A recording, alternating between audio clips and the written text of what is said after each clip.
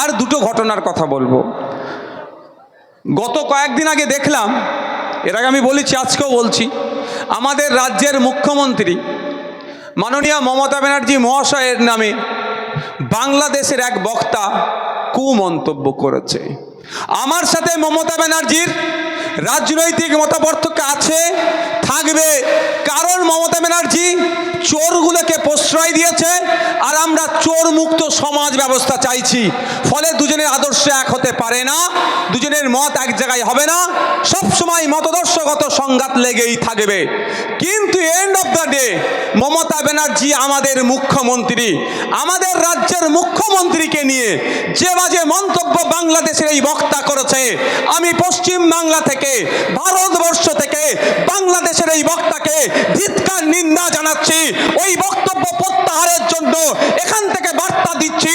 সাথে সাথে আমার ভারত সরকারকে বলছি, আপনি বাংলাদেশের ইন্টেরিয়াম গভর্নমেন্টের মাধ্যমে ওই বক্তার কাছ থেকে জবাবদিহি করুন। ইউনূসের সরকারকে আপনি বার্তা দিন, পশ্চিম বাংলার একটা অঙ্গরাজ্যের মুখ্যমন্ত্রীকে যে কুরুচিকর ভাষায় আক্রমণ করেছে তার জবাব বাংলাদেশ সরকারের কাছ থেকে আমার দেশের সরকারকে নিতে হবে, ছাড়ার কোনো জায়গা নাই। মমতা ব্যানার্জি ভুল করবে, সমালোচনা করি আর করব।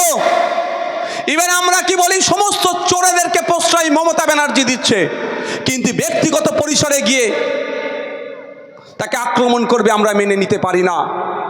আমার দেশের সরকারের কাছে আমি অনুরোধ করব যে ইমিডিয়েট ইউনূস সরকারের কাছে আপনি এর জবাব তলব করেন।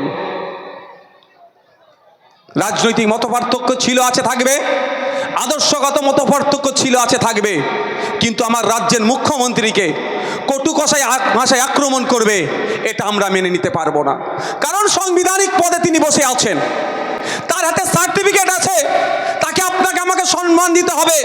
আপনি আমি যদি সংবিধানকে ভালোবাসি, আপনি আমি যদি সংবিধানকে মেনে চলি, সংবিধানকে সম্মান দিতেই হবে। সেই সংবিধানের বলে, আর্টিকেলের বলে মমতা ব্যানার্জি চিফ মিনিস্টার সিটে বসে আছে। সুতরাং আমি আপনি সংবিধানকে পাথেয় করে আমার দেশের আইনকে মেনে চলছি, তাই আইনকে সিনিয়র মান্যতা দিয়ে চিফ মিনিস্টারের সিটে বসেছে। সেই চিফ মিনিস্টারকে যদি অকথ্য ভাষায় আক্রমণ করা মানে সংবিধানের ওই পদটাকে আক্রমণ করলো, ওই চেয়ারটাকে আক্রমণ করলো, তা আমার সংবিধানকে আক্রমণ করবে, আমরা চুপ থাকতে পারবো না।